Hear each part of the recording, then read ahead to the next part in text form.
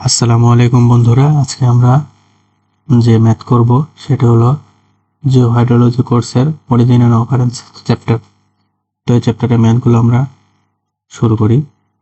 তো আমার ম্যাথের এখানে দেওয়া আছে, in a basin consisting of 500 kilometre the maximum fluctuation of ground water level is 4 metre and assuming a specific yield of 7%, calculate the probable storage groundwater storage of the basin.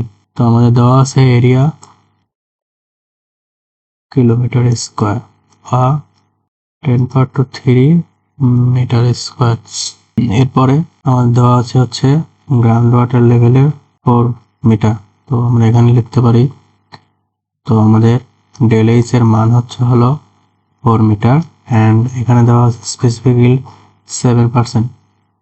তাহলে specific yield হচ্ছে হলো 7% বা 0.07। তো এখন আমাদের বের করতে হবে কি গ্রাউন্ড ওয়াটার স্টোরেজ। তাহলে আমরা কি লিখবো, we know ground water storage এর সূত্র হচ্ছে এরিয়া ইন্টু এই যে ফ্লাকচুয়েশন গ্রাউন্ড ওয়াটার লেভেল, আমরা সরাসরি লিখে দিই ডেপথ ইন্টু স্পেসিফিক ইল্ড। তো আমরা এখন মান বসাই, এরিয়ার মান 500 ইন্টু 10⁻³ ডেপথ হচ্ছে হলো 4 এবং স্পেসিফিক ইল্ড হচ্ছে 0.07। তো এটা গুণ করলে আসে হচ্ছে আমাদের 1.40 ইন্টু 10⁻⁵। তো এই হলো আমাদের আনসার। আমরা এখন পরের অঙ্কে যাই। পরের অঙ্ক সেম, এখানে হচ্ছে হলো বেসিনের এরিয়া চেঞ্জ করা, লেভেল চেঞ্জ করছে আর হচ্ছে স্পেসিফিক ইল্ডের মান চেঞ্জ। আমরা আগের মতো সেম লিখতে পারি, এরিয়া 22 কিলোমিটার স্কোয়ার বা মিটার স্কোয়ার অ্যান্ড হচ্ছে হলো ∇h এর মান হচ্ছে হলো 3 মিটার অ্যান্ড হচ্ছে স্পেসিফিক ইল্ড হচ্ছে 16%, 16% বা 0.16। তো আমরা কি জানি, তো উই নো কি বের করতে হবে, আমাদের গ্রাউন্ড ওয়াটার স্টোরেজ বের করতে হবে। তো আমরা সরাসরি লিখি যে হচ্ছে probable ground water storage area into ∇h into specific yield. তো এরিয়ার মান কত, 22 into 10⁻³ metre square into H এর মান হচ্ছে হলো 3 মিটার এবং স্পেসিফিক ইল্ড 0.16। এটা গুণ করলে আসে 1.408 ইন্টু 10⁻⁴। আর এটার একক হচ্ছে হলো মিটার কিউব। এখানে হলো এরিয়ার মিটার স্কোয়ার ইন্টু এটার হচ্ছে হলো মিটার আর স্পেসিফিক এককহীন রাশি। তো আমাদের এটা হলো পাশে হচ্ছে হলো metre cube 1.41 into 10⁻⁴ metre cube. এই হচ্ছে আমাদের অঙ্ক। পরের অঙ্ক দেখি আমাদের কি বলে, ইন এরিয়া 150 হেক্টর এবং ওয়াটার টেবিল 6.5 মিটার, অর্থাৎ ডেপথ হচ্ছে 6.5 মিটার এবং পোরোসিটি হচ্ছে 32%, অর্থাৎ এন এর মান আমাদের 32% এবং স্পেসিফিক রিটেনশন হচ্ছে হলো S capital R. Determine the specific yield of the aquifer and change in ground water storage. Change in ground water storage আমরা আগের অঙ্কেই করলাম। এই যেখানে প্রবাবল গ্রাউন্ড ওয়াটার স্টোরেজ আর হচ্ছে হলো change in ground water storage একই জিনিস। তো আমরা এখন অঙ্কে আমাদের গিভেন ডেটগুলো লিখি। আমাদের দেওয়া আছে এরিয়া হচ্ছে হলো 100। তো 1 হেক্টর ইকুয়াল আমরা জানি 10⁻⁴ মিটার স্কোয়ার এবং এর পরে আছে হলো ওয়াটার টেবিল, তাহলে হচ্ছে ∇ অফ এইচ ইকুয়াল 4.5 মিটার এবং specific retention S of R equal 10% বা হচ্ছে হলো 0.10%। আর একটা দেওয়া আছে হচ্ছে হলো পোরোসিটি বা হচ্ছে ছোট হাতের এন 30% বা 0. তো এখন আমাদের 1 নম্বরে কি জানতে চেয়েছে যে হলো স্পেসিফিক ইল্ড অফ দ্য একুইফারের স্পেসিফিক ইল্ডের মান কত। তো আমরা জানি specific yield S of Y equal porosity minus porosity, আমরা লিখে দেব পোরোসিটি মাইনাস রিটেনশন, শর্টকাটে লিখে আর কি, পোরোসিটি মাইনাস রিটেনশন। তো পোরোসিটির মান কত, আমরা এখানে লিখছি যে 0.3 তাহলে পোরোসিটির মান 0.3 মাইনাস রিটেনশনের মান 0.10, তাহলে স্পেসিফিক ইল্ড কত 0.20। এর পরের অঙ্ক আমাদের জানতে চেয়েছে change in ground water storage. আগের মতোই গ্রাউন্ড ওয়াটার স্টোরেজ সূত্র area into del of H into S of Y. এই অঙ্কগুলো প্রত্যেকটি হচ্ছে কনফাইন অ্যাকুইফারের ক্ষেত্রে। তো আমাদের এরিয়ার মান হচ্ছে হলো 100 ইন্টু 10⁴ ডেল এইচ এর মান 4.5 মিটার এবং স্পেসিফিক ইল্ড এর মান হচ্ছে হলো 0.2। তো এটা গুণ করলে আসে হচ্ছে 9 ইন্টু 10⁵। তো এটার একক হচ্ছে মিটার কিউব। এই হচ্ছে আমাদের অঙ্ক। এবং পরের অঙ্কে যদি চাই দেখি যে an artesian aquifer 20 metre thick এবং porosity 20%, bulk modulus of compression is 10⁸ newton per metre square এবং এস্টিমেট দ্য স্টোরেজ কোএফিসিয়েন্ট এবং fraction of attribute to the expansibility of water. তাহলে আমাদের 1 নম্বর বের করতে হবে এটা, 2 নম্বর বের করতে হবে এটা। তো আমরা এখন মূল অঙ্কে চলে যাই। তো আমাদের প্রথম বের করতে হবে স্টোরেজ কোএফিসিয়েন্ট। তো আমরা তার আগে গিভেন ডেটগুলো লিখে নেই। গিভেন ডেট কি, এখানে হচ্ছে আমাদের অ্যাকুইফারের থিকনেস 20 মিটার, অর্থাৎ বি ইকুয়াল 20 মিটার এবং পোরোসিটি এন ইকুয়াল 20% বা হচ্ছে 0.20 এবং বাক মডুলাস অফ কম্প্রেশন ইএস এর মান হচ্ছে 10⁸ নিউটন পার মিটার স্কোয়ার। আর আমরা জানি হচ্ছে কেডব্লিউ এর মান 2.14 ইন্টু 10⁸। আর হচ্ছে আমাদের সূত্রে গামা অফ ডাব্লু অর্থাৎ ইউনিট ওয়েট অফ ওয়াটার এর মান হচ্ছে হলো 9810। তো এই মানগুলোই আমাদের লাগবে অঙ্ক করার ক্ষেত্রে। তো আমরা এখন অঙ্ক শুরু করি। তো আমরা 1 নম্বর বের করি storage coefficient of the aquifer. Storage coefficient এটা হচ্ছে হলো S equal gamma of W B into alpha যোগ এন বিটা। তো gamma of W into B, আলফাকে আমরা লিখতে পারি 1/ES এবং এন এবং বিটাকে লিখতে পারি 1/KW। তো আমরা মান বসাই দেই। এর মান হচ্ছে হলো 9810 ইন্টু বি এর মান 20, 1/ES এর মান হচ্ছে হলো 10⁸ যোগ এন এর মান হচ্ছে হলো 0.20 এবং 1/KW এর মান 2.14 ইন্টু 10⁸। তো এখন আমরা এটা ক্যালকুলেশন করলে পাবো 1.98 ইন্টু 10⁻⁻3। পরের অংশ বলছে যে what fraction of this attributable to the expansibility of water. তো এটা বের করার জন্য আমরা প্রথমে এক্সপেন্সিবিলিটি অফ ওয়াটার বের করব, তারপর বের করবো হচ্ছে হলো ফ্র্যাকশন অফ এক্সপেন্সিবিলিটি বের করি। এটার সূত্র হচ্ছে gamma W into B N beta. এর মান এটা সূত্র কিভাবে আসছে, এখানে আলফার মান 0 ধরে স্টোরেজ কোএফিসিয়েন্টের সূত্রে আলফার মান 0 বসিয়ে যে মান আসে সেটা হচ্ছে আমাদের এক্সপেন্সিবিলিটি অফ ওয়াটার। তো আমরা এখন এক্সপেন্সিবিলিটি অফ ওয়াটার বের করি। গামা অফ ডাব্লিউর মান 9810 ইন্টু বি এর মান 20, এন এর মান 0.20 এবং বি ইকুয়াল কত আমরা লিখতে পারি 1/KW। তো 1/KW মানে হচ্ছে হলো 2.18 আর 2.14 ইন্টু 10⁸। তো আমরা এটা সমাধান করলে পাবো 1.83 ইন্টু 10⁻⁻5। এবং এর পরের অংশে আমাদের বের করতে হবে fraction of this attributable to the expansibility of water. তো আমরা এখন আমাদের 2 নম্বরের আনসার লিখবো আর কি, শর্টকাটে লিখলাম ফ্র্যাকশন অফ এক্সপেন্সিবিলিটি।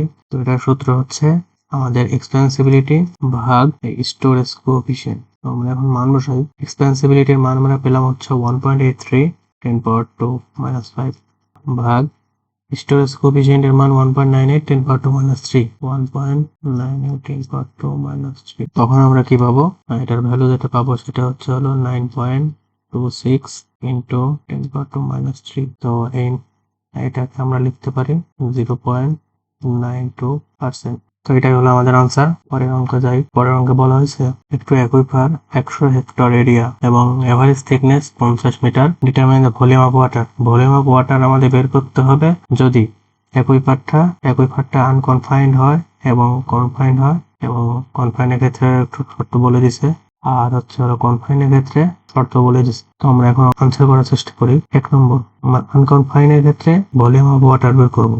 এটা হচ্ছে হলো আনকনফাইন্ড গেছে। তো এটা কি আগের মতো প্রথমে অঙ্ক যেটা করলাম সেটা হলো এরিয়া ইনটু থিকনেস। এর আগের অঙ্কে আমরা থিকনেস না ব্যবহার করে ডেল এইচ অর্থাৎ ডেপথ ইউজ করছি। মূল জিনিস একই, সেজন্য আমরা থিকনেসকে ডেপথ হিসেবে কল্পনা করব এবং স্পেসিফিক ইল্ড। তো আমাদের এরিয়ার মান বসাই। এরিয়া হচ্ছে 100 ইন্টু 10⁴, থিকনেসের মান 50 এবং স্পেসিফিক ইল্ড আমাদের দিয়ে দেওয়া আছে 15% বা হচ্ছে 0.15। তোমরা যেটা পাবো সেটা আমাদের আনসার। এবং বি নম্বরে আমাদের আনসারটা বের করি।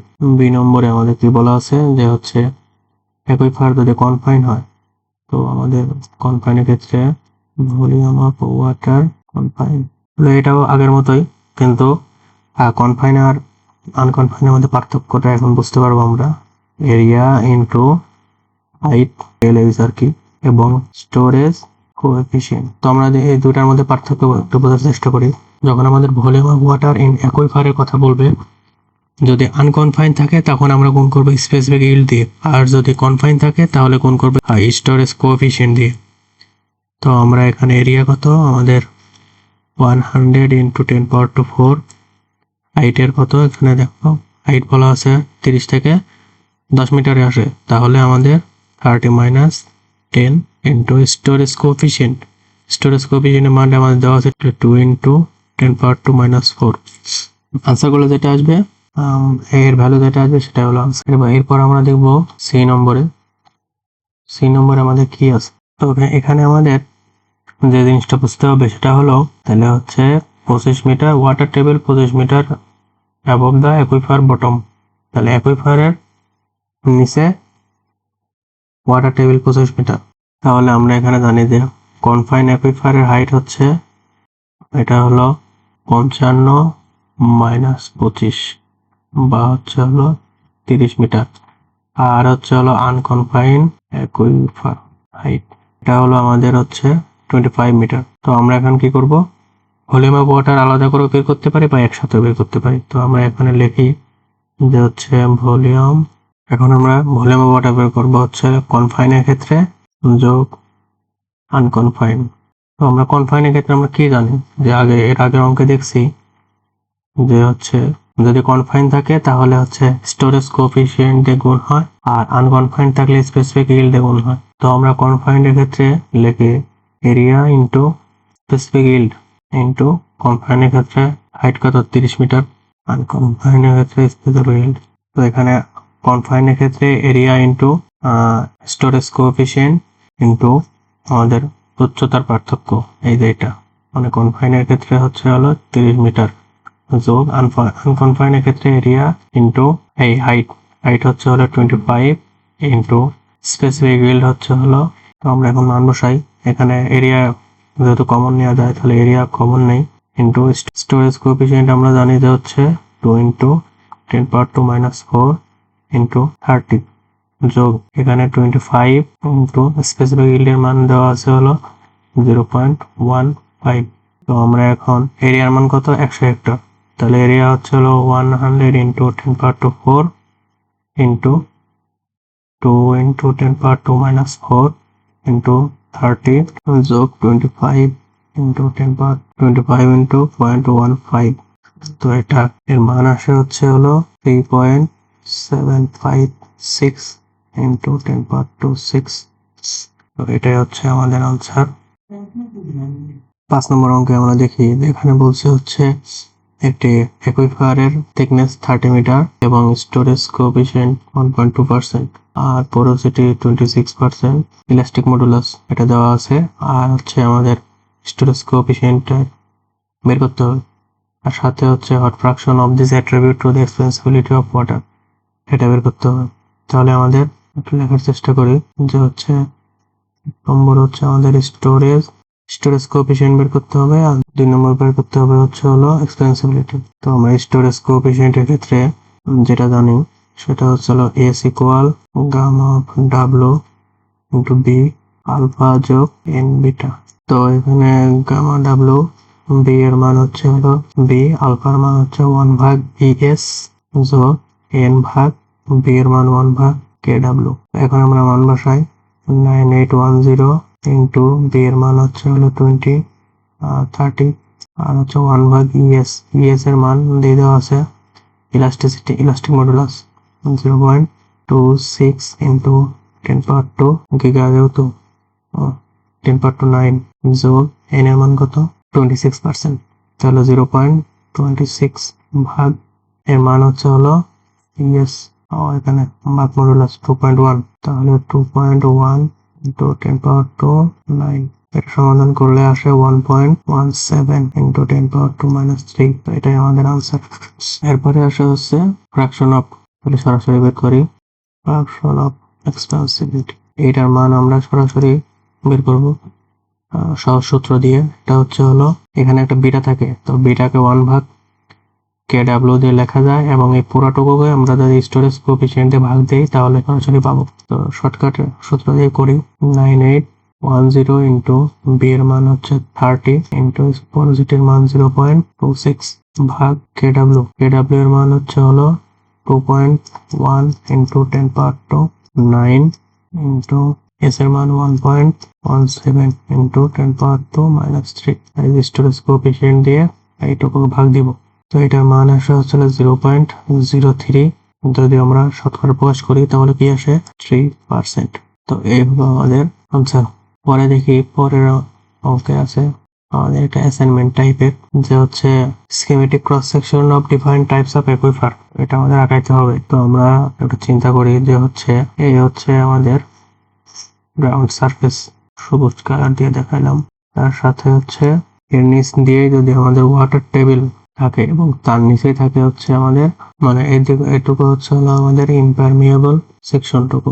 এখানে হচ্ছে আমাদের গ্রাউন্ড ওয়াটার টেবিলের নিচে থাকে হচ্ছে হলো কনফাইন অ্যাকুইফারের স্টেটাম লেভেল, তাহলে এটা হচ্ছে আমাদের কনফাইন স্টেটাম, এটা হচ্ছে আমাদের ওয়াটার টেবিল। আচ্ছা ঠিক আছে, আর এরপর হচ্ছে আমাদের একটা আমরা সারফেস ধরে নিব, এটা হলো ইজোমেট্রিক সারফেস। তো এখন আমাদের ওয়েল আঁকানোর পালা। তো আমাদের যদি এইখান থেকে আর কি, এটা হচ্ছে আমাদের গ্রাউন্ড সারফেস আর এটা হচ্ছে আমাদের ইজোমেট্রিক সারফেস। তো যদি আমাদের কোনো ওয়েল খনন করা হয় এবং সেটা যদি হচ্ছে সেই গ্রাউন্ড সারফেস যদি আমাদের প্রিজমেট্রিক সারফেসের নিচে থাকে, তাহলে আমাদের মানে অটোমেটিক ওয়াটার ফ্লো হবে, কারণ এখানে পর্যাপ্ত পরিমাণে প্রেশার পাবে, যার কারণে মানে অটোমেটিক ফ্লো হবে এবং এটাকে বলা হয় হচ্ছে হলো ফ্লোয়িং ওয়েল। কিন্তু যদি আমাদের প্রিজমেট্রিক সারফেসের উপরে কোনো সারফেস গ্রাউন্ড সারফেস থাকে, সেখানে যদি আমরা ওয়েল খনন করি তাহলে এখানে পানির লেভেল থাকবে এই ওয়াটার টেবিল পর্যন্ত এবং এটাকে বলা হয় হচ্ছে হলো ওয়াটার টেবিল ওয়েল। আর যদি আমরা এমন একটি ওয়েল খনন করি সেটা হচ্ছে আমাদের প্রিজমেটিক সারফেসের উপরে, বাট সেটা হচ্ছে কনফাইন্ড লেয়ার পর্যন্ত, অর্থাৎ এই লেয়ার পর্যন্ত একটা ওয়েল যদি খনন করি সেটাকে বলা হয় হলো আর্তেশিয়ান ওয়েল। এই হলো আমাদের একটি ক্রস সেকশন এরিয়া, ক্রস সেকশনের ডায়াগ্রাম। সাথে আমরা কিছু এক্সট্রা অ্যাড করতে পারি, সেটা হচ্ছে হলো ওয়াটার সবসময় আপার লেভেল থেকে জমে, সুতরাং আমরা এটাকে বলতে পারি হচ্ছে হলো রিচার্জ এরিয়া, আর এইটুকুকে বলা হয় হলো ডিসচার্জ এরিয়া। এই আর কি, প্রথমেই বলে নিয়েছি এইটুকু ইমপারমিয়েবল স্ট্রাটা। তো ধন্যবাদ সবাইকে।